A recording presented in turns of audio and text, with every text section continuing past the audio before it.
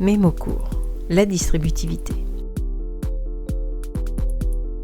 Revoyons tout d'abord la simple distributivité.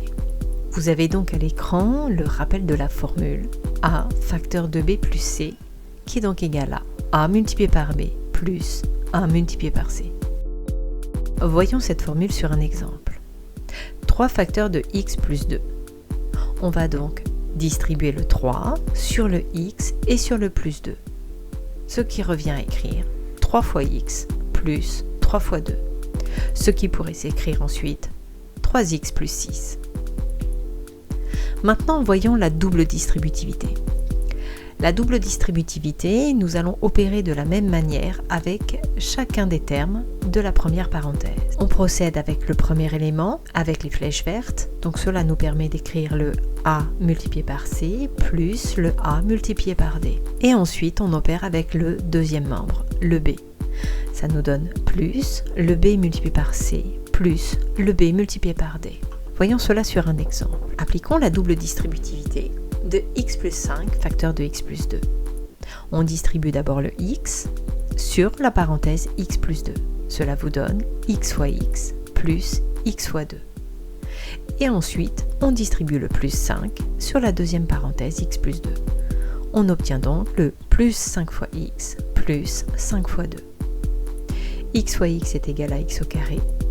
Et ensuite, on peut écrire plus 2x plus 5x plus 10. On obtient donc x au carré plus 7x plus 10. Avant de vous lancer dans la distributivité, revoyons quelques propriétés. N'oubliez pas la règle des signes.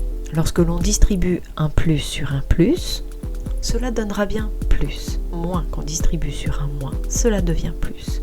Si vous distribuez un plus sur un moins, cela donnera moins.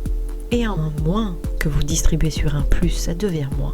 En résumé, lorsque vous distribuez un signe sur un même signe, cela donnera toujours plus. Et si vous distribuez un signe sur un signe contraire, cela vous donnera moins.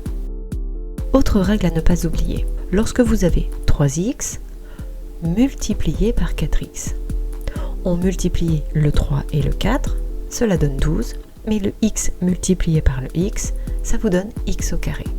On obtient donc 12x au carré. On peut comparer cela à un calcul d'air. Lorsque vous faites 3 mètres multiplié par 4 mètres, vous allez obtenir 12 mètres carrés.